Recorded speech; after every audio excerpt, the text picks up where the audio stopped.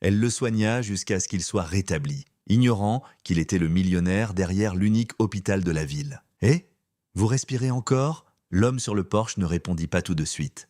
Clara Lefebvre tomba à genoux à côté de lui, sa chemise de nuit en coton collant à ses jambes, trempée par la pluie. L'homme était face contre terre, du sang coulait de sa tempe, sa chemise était déchirée, boueuse, ses bottes éraflées par le gravier. Un chapeau à large bord gisait à l'envers à côté de lui, la pluie s'accumulant dans son creux. « Monsieur, vous m'entendez » demanda-t-elle, la voix nouée par la panique, ses doigts tressaillirent. Puis lentement, péniblement, il roula sur le côté. La pluie glissait le long de la ligne nette de sa mâchoire, lavant une partie du sang séché. Il cligna des yeux vers elle, les pupilles dilatées mais concentrées. Ses lèvres bougèrent, formant à peine des mots. « N'appelez pas les gendarmes. » Clara se figea. « Quoi ? Vous avez besoin d'un hôpital ? » ?»« Non, juste une nuit, s'il vous plaît. » Elle regarda autour d'elle. Les bois, au-delà de la grange, étaient de calme, mais pas d'une manière paisible. Calme, comme si quelque chose retenait son souffle. Elle l'entendit. Le grondement sourd d'un moteur roulant à travers les arbres, des phares vacillèrent au loin, dansant entre les troncs de pin. « Qui vous poursuit ?» chuchota-t-elle. Il grimaça. « Vous ne voulez pas le savoir. » Clara se leva, le cœur battant. Elle attrapa son bras, le tirant vers le haut avec plus de force qu'elle ne pensait en avoir. « Il faut bouger maintenant. »« Je ne peux pas. »« Vous pouvez, et vous allez le faire. » Son bras passé sur son épaule, ils boitèrent à travers la cour de gravier mouillée jusqu'à l'arrière de la grange.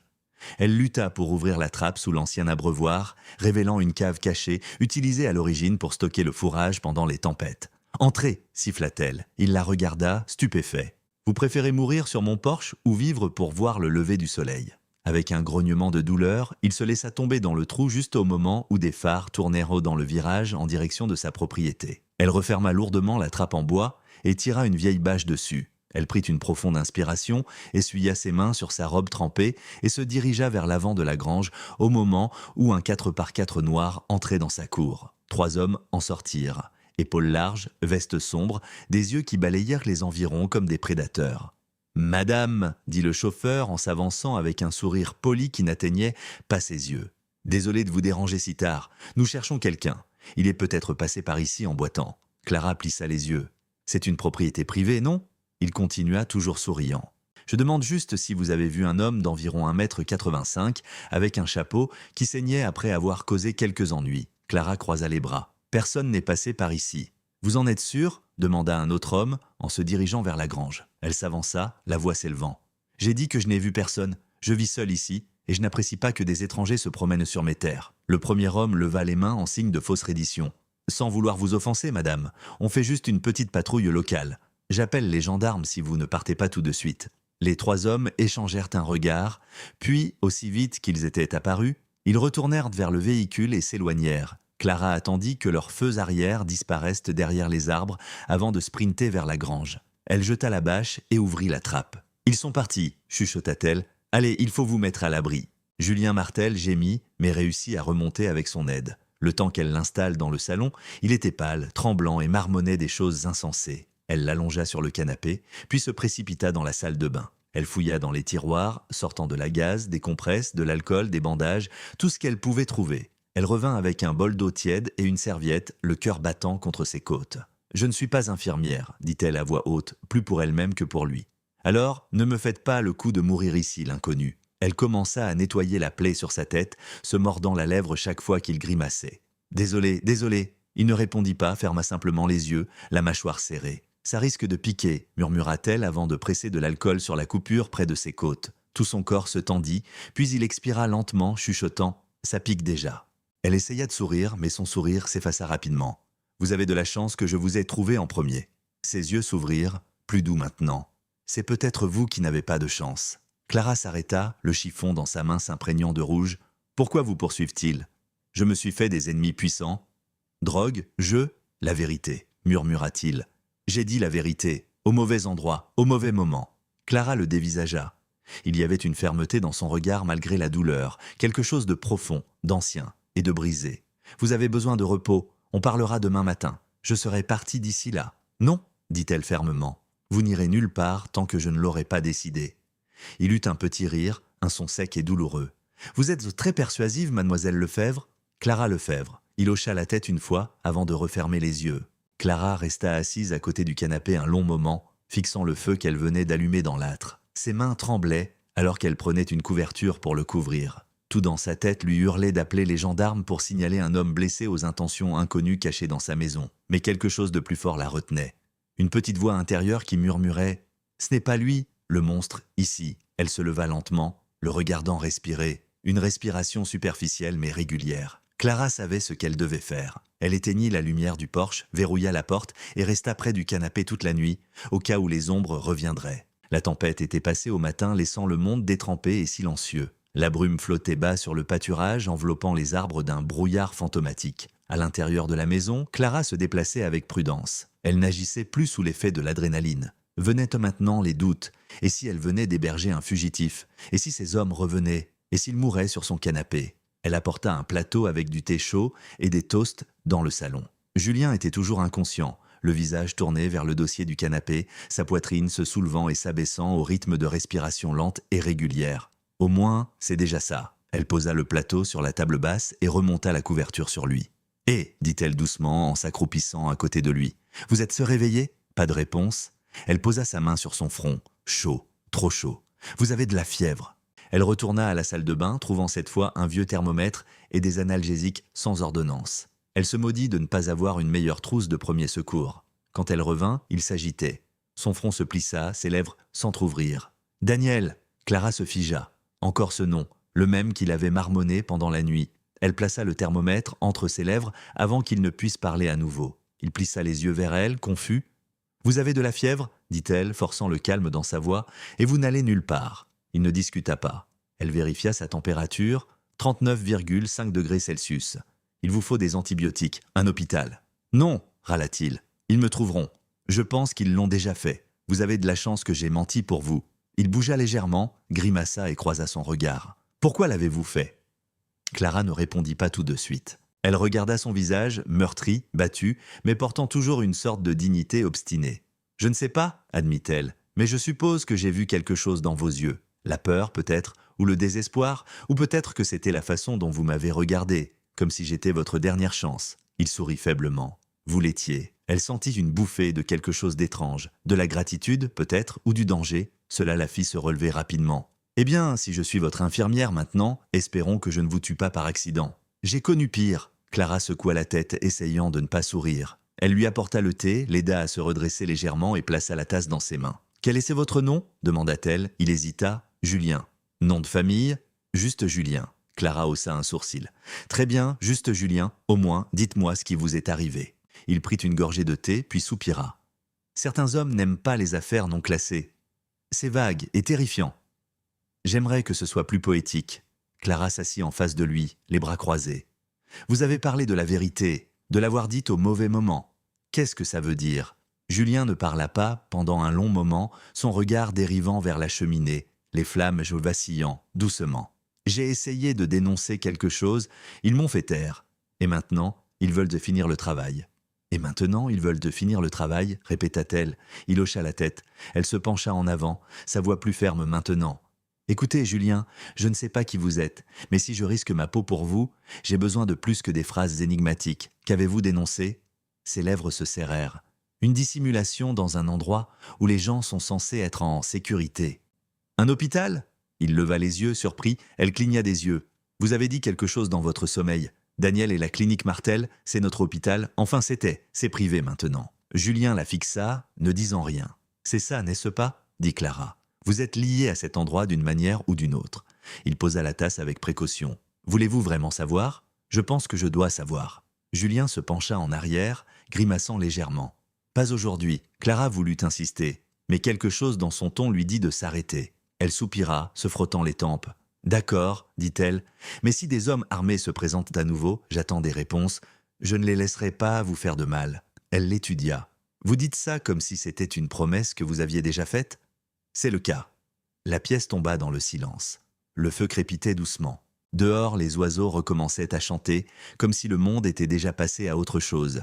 Clara se leva et tira les rideaux. Elle se retourna vers Julien, qui semblait plus petit maintenant dans la lueur du matin. Pas faible, juste humain. « Je vais vous faire de la soupe. C'est la seule chose que je sais cuisiner qui ne vous tuera pas. » Il esquissa un demi-sourire. « C'est un bon début. En se dirigeant vers la cuisine, Clara réalisa que ses mains tremblaient encore, mais son cœur, pour une raison quelconque, s'était calmé. Elle ne savait pas qui était vraiment Julien, pas encore, mais quelque chose lui disait que cet homme, cet étranger ensanglanté sur son canapé, était sur le point de tout changer. 2 jours passèrent. Julien guérissait lentement.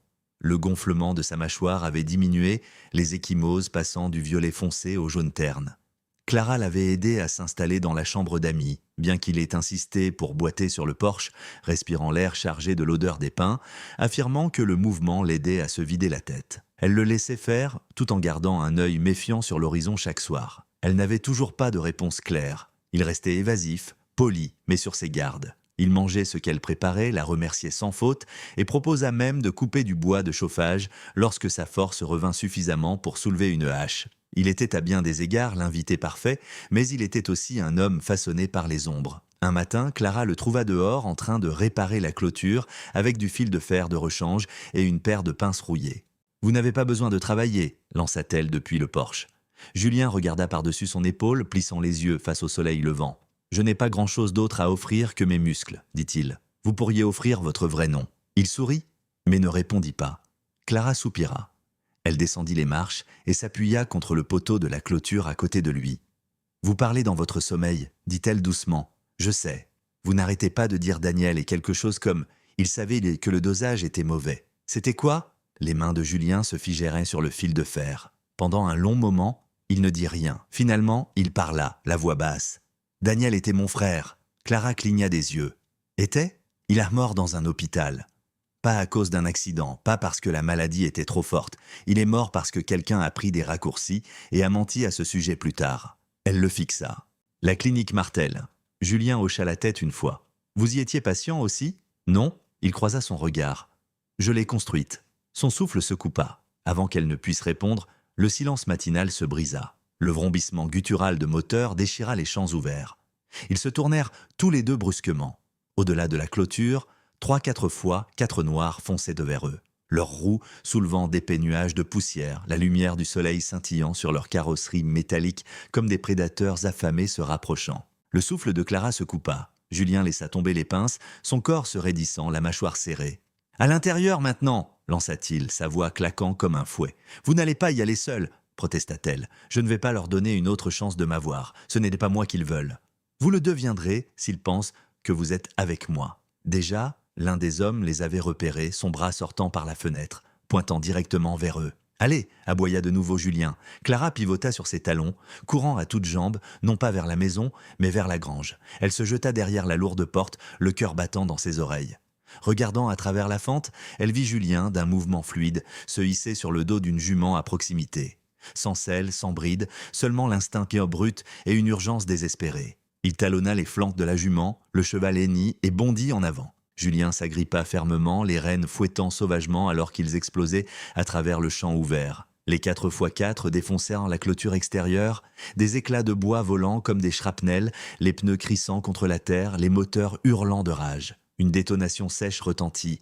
L'un des hommes avait tiré un coup de semonce. Clara halta, se baissant instinctivement, ses doigts s'enfonçant profondément dans le bois éclaté. Julien se pencha bas sur l'encolure de la jument, murmurant quelque chose que seul le cheval pouvait entendre. Ensemble, ils dévalèrent la pente, les sabots martelant le sol, l'eau jaillissant en arcs argentés alors qu'ils traversaient le ruisseau peu profond. Les 4x4 dérapèrent derrière eux, glissant sur les berges boueuses, leurs pneus crachant des pierres et de la terre dans les airs. Dans le véhicule de tête, un homme se pencha, le revolver brillant froidement au soleil. Vincent Moreau. Les yeux de Julien se tournèrent brusquement vers les bois devant eux. Sans hésitation, il tira fort sur les rênes.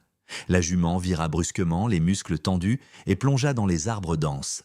Le brouillard s'enroulait entre les pins, les enveloppant comme une chose vivante. En quelques secondes, Julien disparut dans la brume. Les 4x4 s'arrêtèrent en dérapant à la lisière de la forêt, le métal gémissant. Les portières s'ouvrirent en claquant, des bottes frappèrent le sol. Ils y allèrent à pied, armes au poing, des ordres aboyés. Clara resta paralysée, le souffle court, son cœur battant si fort qu'elle était sûre qu'il pouvait l'entendre. 10 minutes, 20, puis un cri rauque et aigu déchira la vallée. Sans réfléchir, Clara courut. Les branches lui griffèrent le visage. La boue aspirait ses bottes, mais elle ne s'arrêta pas. Elle déchira les bois, remontant la pente glissante, et ils étaient là, Dans une clairière étouffée par la brume et les branches cassées, Julien se tenait seul. Du sang striait sa tempe, sa chemise était déchirée et boueuse, l'un des agresseurs se tordait au sol, se tenant les côtes. Les deux autres s'approchèrent de Julien, armes au poing, 3 contre 1. Julien ne scia pas. Avec un rugissement primal, il se lança sur l'homme le plus proche, le plaquant si fort qu'ils s'écrasèrent tous les deux dans la boue, les poings volants, des grognements, des jurons, le bruit sourd des corps heurtant la terre. Mais derrière lui, un déclic. « Assez !» gronda Vincent, sa voix basse et mortelle. Julien se figea, la poitrine haletante. Clara se pressa contre un tronc d'arbre, un cri silencieux piégé dans sa gorge, puis des sirènes hautes et aiguës, coupant la brume comme une lame. Vincent jura vicieusement. Les hommes se dépêchèrent, traînant leurs compagnons blessés, sprintant à travers les arbres vers les 4x4. Les moteurs rugirent de nouveau. Clara avança en chancelant, ses jambes tremblantes. À travers le brouillard, des gyrophares bleus zébraient l'air. 2 véhicules de la gendarmerie s'arrêtèrent en dérapant. Des gendarmes en sortirent, armes au poing. Julien, battu et ensanglanté, tomba à genoux, les mains en l'air. Le gendarme plus âgé, avec une barbe grise, plissa les yeux, puis abaissa lentement son fusil. « Bon sang !» marmonna-t-il. « C'est vraiment Julien Martel. » Le monde de Clara bascula. « Martel ? Comme dans la clinique Martel ?» Elle s'approcha en titubant, voyant Julien clairement maintenant, plus de défense, plus de secret, seulement la vérité, brute et indéniable. Clara resta figée alors que le nom résonnait dans sa tête. Julien Martel, elle l'avait déjà entendu dans des chuchotements, de vieux titres de journaux, des rumeurs de la ville sur l'homme mystérieux qui avait construit la clinique Martel puis avait disparu. Certains le traitèrent d'escroc, d'autres de martyr. Personne ne savait vraiment. Elle avait pensé que Julien n'était qu'un vagabond, un homme fuyant quelque chose de personnel. Mais ceci, c'était une tempête qui couvait depuis des décennies. Alors que les gendarmes l'aidaient à se diriger vers leur véhicule, Clara s'écarta le cœur battant. Julien la regarda une fois, son expression illisible portant le poids de 1000 vérités non dites. « Madame, » dit le gendarme plus âgé en inclinant son képi, « nous aurons besoin de votre déposition. » Elle hocha la tête. Bien sûr. Julien fut emmené, non pas menotté, mais clairement pas libre. Clara suivit dans sa voiture, serrant le volant si fort que ses doigts lui faisaient de mal. À la gendarmerie, elle s'assit dans la salle d'attente, hébétée. Au bout d'un moment, le gendarme revint. « On dirait que ce type que vous cachiez n'est pas n'importe qui. C'est le docteur Julien Martel. » Clara cligna des yeux. « Docteur ?» Formé à la Sorbonne, fondateur de la clinique Martel. Il l'a dirigée jusqu'à ce que les choses ne tournent de mal. Il y a eu un décès. Son jeune frère, Daniel, une prétendue overdose. Le conseil d'administration a blâmé Julien. Il a disparu. Certains pensaient qu'il s'était suicidé. Il s'avère qu'il était juste entré dans la clandestinité. Clara entendit à peine le reste. Son esprit tournait. Plus tard, elle fut conduite dans une petite pièce où Julien était assis, meurtri et bandé. Il leva les yeux quand elle entra, silencieux. Elle ferma la porte derrière elle. « Vous m'avez menti. »« Je n'ai pas dit la vérité, » dit-il doucement. « Il y a une différence. Vous m'avez dit que votre nom était juste Julien.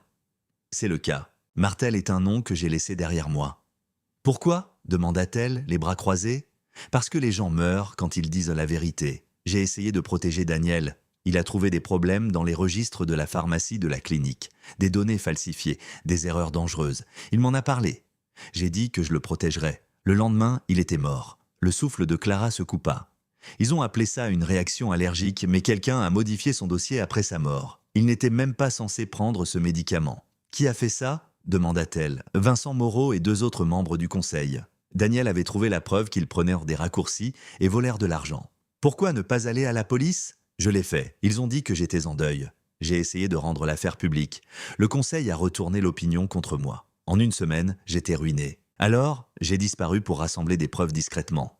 Jusqu'à ce qu'il vous retrouve, dit Clara. Julien hocha la tête. Vincent a dû réaliser que j'étais de retour à Rochefort. Clara détourna le regard, essuyant ses yeux. Je vous aurais aidé si vous me l'aviez dit. Je ne voulais pas vous entraîner là-dedans. Vous l'avez déjà fait. Ils restèrent dos silencieux un long moment. Puis Julien parla, la voix plus douce. Je ne pensais pas survivre à cette nuit-là. J'étais prêt à mourir. Mais ensuite, vous avez ouvert la porte. Clara déglutit. Vous m'avez sauvé la vie aussi, Julien, avant même de savoir qui vous étiez. Il leva les yeux, l'épuisement visible, mais aussi la vérité. Je ne sais pas encore tout, dit-elle, mais je sais que vous n'êtes pas le méchant qu'ils ont fait de vous, et je sais que vous aimiez votre frère. La mâchoire de Julien se tendit. Il hocha la tête. Je vais vous aider, dit Clara. Nous finirons ce que Daniel a commencé. Clara n'était jamais entrée dans la clinique Martel auparavant, du moins pas depuis qu'elle avait changé de main. L'endroit ressemblait plus à un centre d'affaires maintenant. Des sols polis, un éclairage froid, l'odeur réconfortante de l'antiseptique remplacée par quelque chose de stérile et de corporatif. L'ancienne plaque de laiton portant le nom de Julien avait été retirée depuis longtemps, remplacée par un logo élégant gravé dans du métal brossé. Elle se tenait dans le hall, serrant un dossier en manille usé sous son bras. À l'intérieur se trouvaient des copies des documents que Julien lui avait donnés.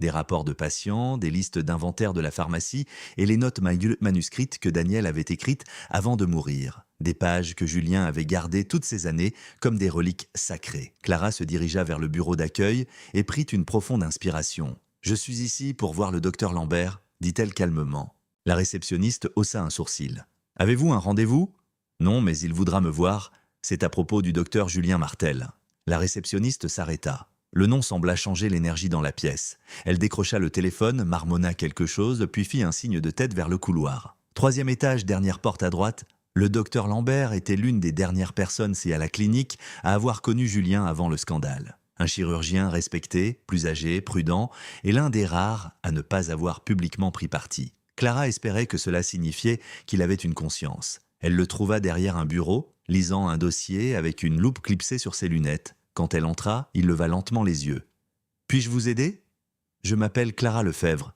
dit-elle. « J'ai des informations sur ce qui est arrivé à Daniel Carter et à Julien. » Le nom le fit tressaillir. Il se pencha en arrière, l'étudiant. « Continuez ?» Elle posa le dossier devant lui. « Julien est vivant. Il s'est caché depuis l'incident et maintenant ils ont de nouveau essayé de le tuer. » Vincent Moreau et ses hommes. Le docteur Lambert ouvrit le dossier, parcourant les pages. Ses yeux balayèrent l'écriture de Daniel, les registres de la pharmacie, les approbations falsifiées. Elle vit son expression passer de l'indifférence à l'incrédulité, et finalement à une horreur silencieuse et croissante. « J'ai toujours su que quelque chose n'allait pas », marmonna-t-il. Daniel était prudent, brillant, il vérifiait tout 2 fois. La note sur son allergie dans son dossier, elle avait disparu le lendemain de sa mort. Clara s'assit en face de lui. « Julien a besoin de quelqu'un pour vérifier tout ça, quelqu'un qui a encore de la crédibilité. » Le docteur Lambert la regarda. « Et vous ? Je ne suis pas infirmière, je ne suis pas médecin. Je suis juste une femme qui a trouvé un homme ensanglanté sur son porche et qui a décidé de ne pas le laisser mourir. Je ne savais pas qui il était. Mais maintenant je le sais et je le crois. » Il l'étudia un moment, puis hocha lentement la tête. « J'ai gardé des copies des anciens rapports du personnel. Le conseil nous a forcés à tout détruire, mais je les avais déjà sauvegardés. Je n'ai jamais su pourquoi, mais c'est peut-être pour ça. » Ensemble, ils fouillèrent dans les dossiers, reconstituant de vieilles listes de personnel, des registres médicaux et des emails. Le cœur de Clara battait la chamade alors que le tableau se dessinait. Des schémas clairs de falsification, de fausses signatures, de prescriptions rééditées qui n'avaient jamais été administrées. Chaque page confirmait l'histoire de Julien. Quand elle retourna à la gendarmerie ce soir-là, Julien était assis sur le même lit de camp, lisant un livre de poche usé que quelqu'un lui avait apporté. Elle entra et laissa tomber le dossier mis à jour sur ses genoux. « Le docteur Lambert se souvient, dit-elle, et il a des preuves. » Julien cligna des yeux, stupéfait. « Il vous a aidé ? Il m'a cru et il vous croit. » Il expira, se penchant en avant, parcourant les papiers. Ses mains tremblaient légèrement. « C'est ça, murmura-t-il.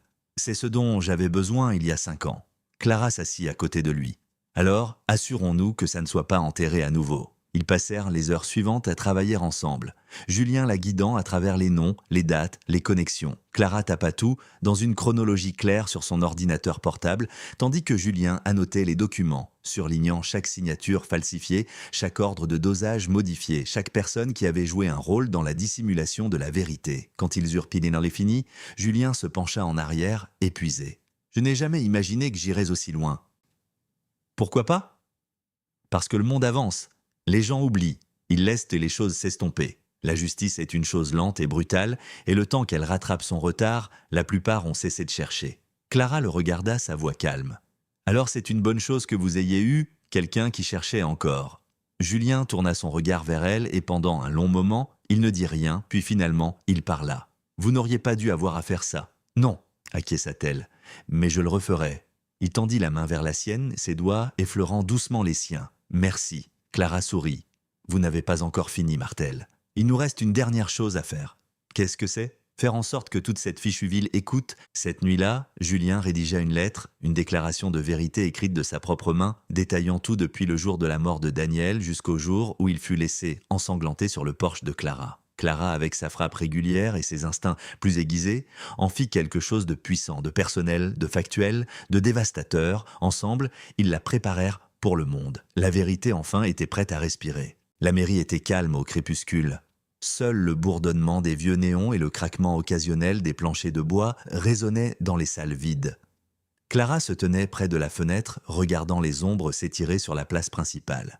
Julien faisait les 100 pas derrière elle, tendu, silencieux. Tout avait été mis en place. Ils avaient organisé une réunion sous le prétexte d'un règlement, une opportunité de discuter de la réouverture de la fondation de financement de la clinique Martel. Un mensonge, bien sûr, mais juste assez crédible pour attirer Vincent Moreau et les membres restants du conseil à la table. Le commandant de la gendarmerie, finalement convaincu par les preuves de Julien et le témoignage du docteur Lambert, avait accepté d'installer une surveillance audio dans la pièce ainsi qu'une caméra cachée. Le but ? Les faire parler, les amener à tout admettre. « Vous êtes sûrement sûr de ça ?» demanda Clara en se tournant vers Julien. Il hocha la tête. « Ils doivent te penser que je suis assez désespéré pour négocier. C'est à ce moment-là que des hommes comme Vincent se sentent invincibles, et c'est là qu'ils dérapent. » Clara déglutit. « Si quelque chose tourne mal, je sais, dit-il, la voix plus basse, mais je ne les laisserai pas prendre quelqu'un d'autre. Pas encore. » Des bruits de pas résonnèrent dans le couloir. Le commandant entra le premier, hochant légèrement la tête. Derrière lui, Vincent Moreau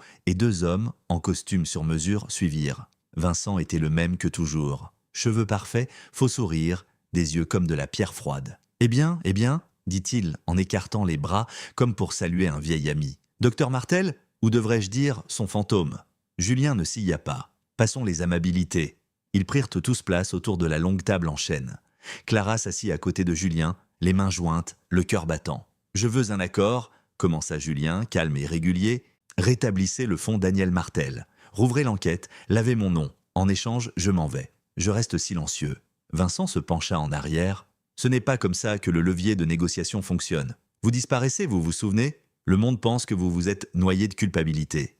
Je suis revenu pour nettoyer la pourriture que vous avez laissée derrière vous. » Vincent gloussa. « Quelle pourriture ? Tout ce que vous prétendez est enterré depuis longtemps. Personne ne se souvient de Daniel, ou de vous. »« Vous ? Si, dit Julien, et ça suffit. » Clara regarda la lumière rouge de l'enregistreur, caché clignoter régulièrement. « Soyons honnêtes, dit l'un des membres du conseil.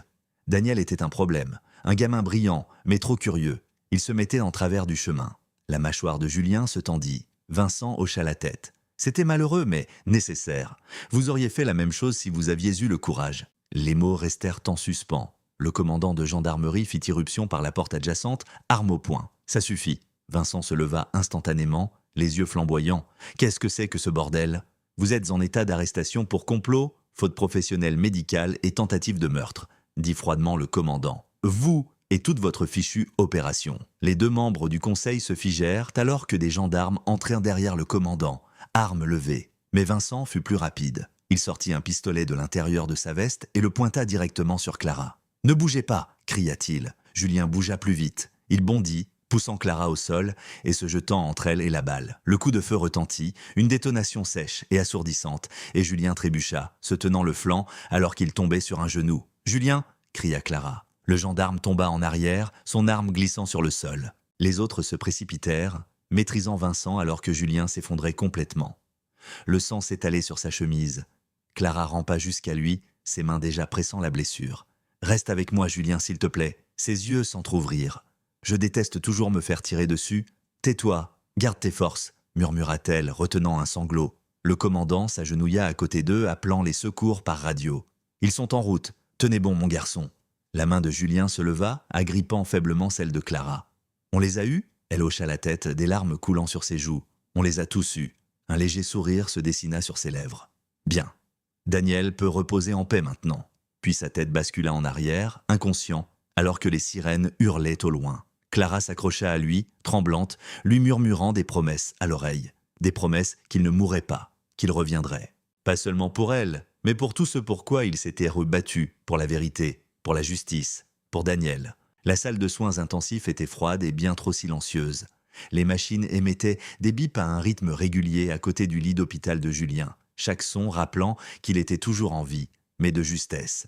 Des tubes sortaient de ses bras et de son nez. Un moniteur suivait son cœur, lent et obstiné. Clara n'avait pas bougé de sa chaise depuis 24 heures. Elle était assise le dos droit, les mains fermement jointes sur ses genoux, les yeux fixés sur le visage de Julien. Sa peau était pâle, ses lèvres gercées. Ils avaient retiré la balle, mais les dégâts étaient assez profonds. Le médecin lui avait dit que les 48 prochaines heures étaient un des critiques. Clara avait hoché la tête en silence, puis était retournée à son poste, vigilante, sans ciller. Elle avait refusé de rentrer chez elle, une infirmière lui apporta du café, une autre lui proposa d'apporter un lit de camp. Clara refusa les deux, elle ne pouvait pas le quitter, pas maintenant, pas après tout ce qu'ils avaient survécu. Pas après le regard dans ses yeux quand il avait demandé s'il les avait tus. Elle avait dit oui, mais elle ne lui avait pas dit ce qu'elle avait obtenu d'autre. Son histoire complète, l'attention du public et la vérité, qui rugissait maintenant comme un feu de forêt à travers Rochefort et au-delà. Le commandant avait tenu une conférence de presse ce matin-là, utilisant les enregistrements que Julien et Clara avaient recueillis. Le docteur Lambert avait corroboré chaque mot. Plusieurs anciens employés s'étaient de manifester,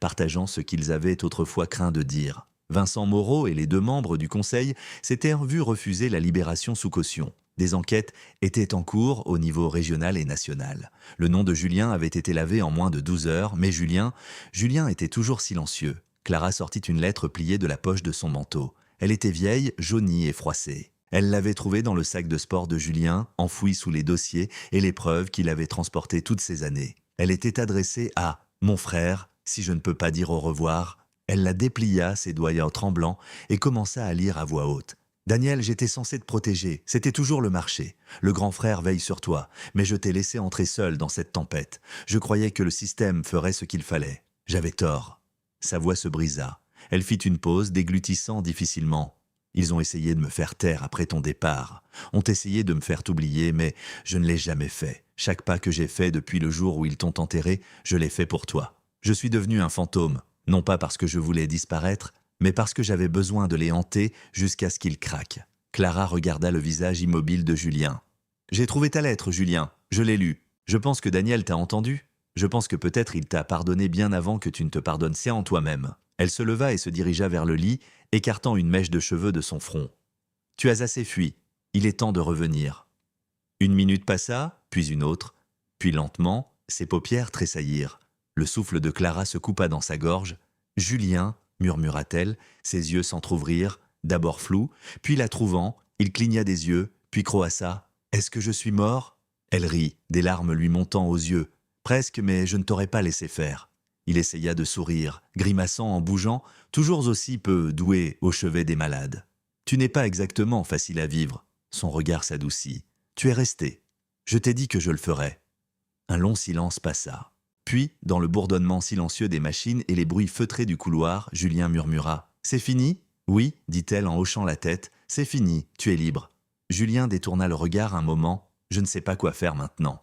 J'ai passé si longtemps à me battre, je ne sais plus comment vivre. » Clara se pencha, prit sa main. « On commence petit, un jour à la fois, peut-être avec un café et un lever de soleil et quelqu'un qui refuse de t'abandonner. » Ses doigts se refermèrent doucement sur les siens. « Je ne mérite pas ça, » murmura-t-il. « Si tu le mérites, pas à cause de qui tu étais, mais à cause de qui tu es devenu. » Ses yeux brillèrent. « Je rêvais d'obtenir justice, » dit-il. « Mais ça ne ressemblait jamais à ça. Ça ne te ressemblait jamais. » Clara sourit, son pouce caressant ses jointures. « Alors il est peut-être temps d'arrêter de rêver et de commencer à vivre. » Il hocha faiblement la tête, épuisé, mais avec autre chose dans son expression maintenant. La paix. Clara se pencha, déposant un doux baiser sur son front. « Tu es revenu, Julien, c'est tout ce qui compte. » Et pour la première fois depuis des années, Julien Martel ferma les yeux, non pas pour échapper au mont, mais pour enfin s'y reposer en sécurité, à côté de la seule personne qui avait refusé de le laisser partir. 3 semaines plus tard, la clinique Martel rouvrit ses portes, non pas pour une urgence, mais pour une célébration. Le parking bourdonnait de vie. Les camionnettes des chaînes d'information bordèrent le trottoir. Les gens se rassemblaient, non pas par peur, mais pour quelque chose que Rochefort n'avait pas ressenti depuis des années, l'espoir. Une nouvelle bannière drapait l'entrée d'un bleu profond et audacieux. Centre de soins Daniel Martel, en l'honneur de l'héritage d'un frère. Julien se tenait au pupitre, vêtu simplement d'une chemise blanche et d'un jean, ses bottes encore éraflées par le voyage qui l'avait ramené. À ses côtés se tenait Clara, sereine dans une robe d'été, les mains doucement jointes. « Mon nom est docteur Julien Martel », commença-t-il. « Et pendant longtemps, j'ai disparu, croyant que le silence était le seul moyen de protéger le nom de mon frère. Mais le silence n'a fait que rendre l'injustice plus forte. » Il jeta un coup d'œil à Clara, leurs regards se croisant avec une fierté tranquille. « Je ne suis pas un héros, continua-t-il. Je suis ici parce qu'une personne a refusé de me laisser abandonner. Aujourd'hui, nous ne reconstruisons pas ce qui a été perdu. Nous construisons ce qui aurait toujours dû être. Un lieu de guérison, un lieu pour Daniel. La foule éclata en applaudissements. Certains applaudissaient, d'autres pleuraient. Clara tendit la main vers la sienne. Plus tard, ils se promenèrent dans les couloirs nouvellement renommés. Une fresque murale de Julien et Daniel, tirée d'une vieille photo baignée de soleil, accueillait les visiteurs. Clara portait un nouveau badge, directrice des relations avec la communauté. « Directrice », taquina Julien. « Si je dois t'éviter des ennuis, autant avoir le titre, » dit-elle. Il sourit, grimaçant légèrement. Bien que ses côtes lui fassent encore mal, la douleur s'était estompée en quelque chose de supportable, comme le passé lui-même. « Je n'ai jamais pensé que je reviendrais. »« Pourquoi l'as-tu fait ?» demanda-t-elle. Il s'arrêta devant la fresque. « Parce que Daniel méritait plus que mon silence et que tu méritais plus qu'un adieu. Tu nous as tout donné à tous les deux, dit-elle. Maintenant, le reste t'appartient. » Il la regarda, sa voix douce. « Je veux plus que ce centre, Clara. Je veux une vie avec toi. Tu l'as déjà ?» Alors que le coucher du soleil approchait, les yeux de Clara se tournèrent vers les collines. « Tu as toujours ce cheval ?» Julien sourit. « Toujours. » Ils quittèrent la clinique alors que la dernière lumière dorée se répandait sur la vallée. À la ferme, 2 chevaux attendaient. Le vieux compagnon de Julien et un autre scellé à côté de lui. Clara eut un sourire en coin. « Tu avais prévu ça ?»« J'espérais que tu dirais oui. » Ils chevauchèrent ensemble dans les champs ouverts, le vent effleurant leurs joues, les chardons dansant dans la brise. La même crête où Julien était autrefois tombé le ramenait maintenant chez lui, non pas comme un fugitif, mais comme un homme restauré. « C'est ici que tu as failli mourir, » dit Clara. Il hocha la tête, mais c'est devenu l'endroit où je suis revenu à la vie. Ils atteignirent le sommet de la colline, regardant Rochefort. La nouvelle enseigne de la clinique brillait au loin, captant la lumière déclinante. Julien ralentit son cheval et se tourna vers Clara. « J'ai poursuivi la justice si longtemps que j'ai oublié ce que l'on ressent avec la joie. Tu me l'as rappelé. » Clara tendit la main et prit la sienne. « Plus de fuite, » murmura-t-elle. « Plus jamais, » dit-il. Et alors que le soleil plongeait sous l'horizon, Julien Martel et Clara Lefebvre chevauchèrent dans le crépuscule. Non pas comme des âmes brisées, mais comme 2 cœurs guéris et entiers, prêts à vivre la vie pour laquelle ils s'étaient si longtemps battus. Et ainsi, sous un ciel peint d'or et de promesses, Julien Martel et Clara Lefebvre choisirent non seulement de survivre, mais de vivre, d'aimer et de recommencer. De la douleur de la perte naquit un héritage de guérison. Du silence du passé vint une voix qui dit enfin la vérité. Et du bord de la mort vint la vie, renaissant dans l'endroit le plus inattendu, le cœur d'un autre. Si cette histoire a touché votre âme, vous a aidé à croire en l'amour, la rédemption ou le pouvoir des secondes chances, veuillez envisager de vous abonner à Histoire qui touche l'âme. Nous vous apportons des récits vrais et sincères qui guérissent, inspirent et vous rappellent que, peu importe l'obscurité de la nuit, il y a toujours de la lumière à l'aube. Cliquez sur le bouton d'abonnement, activez la cloche de notification et ne manquez jamais une histoire qui pourrait changer votre journée, voire votre vie. D'ici la prochaine fois, restez bienveillants, restez forts et gardez votre cœur ouvert. Histoire qui touche l'âme. Alors, avant toute chose, j'ai une petite curiosité. J'aimerais beaucoup savoir qui se trouve de l'autre côté de l'écran. Puis-je vous demander quel âge vous avez ? Que vous ayez 15, 30, 50 ou 80 ans, votre présence ici est précieuse. Si le cœur vous en dit, partagez-le en commentaire, je serai ravi de vous connaître un peu mieux. Maintenant, revenons à notre histoire. J'aimerais sincèrement connaître votre ressenti. Comment avez-vous trouvé ce récit ? Est-ce qu'il vous a touché, vous a fait sourire, ou peut-être vous a-t-il laissé pensif ? Y a-t-il un personnage ou un moment qui a particulièrement résonné en vous ? Quelle que soit votre réponse, je voudrais prendre un instant pour vous envoyer mes vœux les plus sincères. Du plus profond de mon cœur, je prie et je souhaite que la paix vous accompagne toujours. Dans ce monde parfois agité, puissiez-vous trouver la sérénité dans les petites choses et la sécurité auprès de ceux que vous aimez. Que chaque jour vous apporte son lot de calme et de tranquillité. Et justement, en parlant de cette histoire, j'insiste car votre opinion compte énormément pour moi. Prenez un moment pour réfléchir. Qu'est-ce que ce récit a évoqué pour vous, personnellement ? Quelles pensées, quelles émotions a-t-il fait naître ? Y a-t-il une leçon, une idée ou simplement un sentiment que vous en retirez ? S'il vous plaît, partagez vos réflexions ci-dessous. J'ai vraiment hâte de lire chaque perspective. Pour finir, et c'est le plus important, je vous souhaite à toutes et à tous une santé de fer et une vie remplie de paix. Prenez grand soin de vous et de vos proches. Que la force soit avec vous et que votre cœur soit toujours en paix. À très bientôt.